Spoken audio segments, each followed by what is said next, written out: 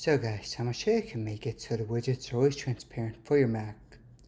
So first, of course, you do have to update to macOS Tahoe. So by default, when something's open, the widgets are transparent.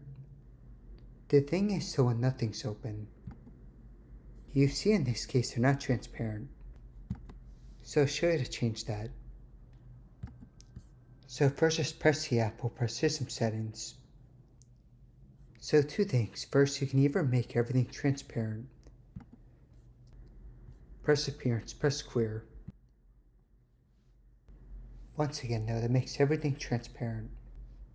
So next, just to make the widgets transparent, press on Desktop and Dock.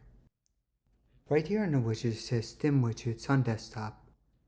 So for automatic, it turns off transparency when nothing's open.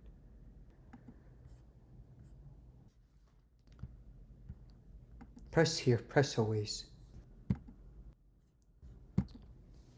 So now when nothing's open, it's still transparent. Okay guys, thanks for watching.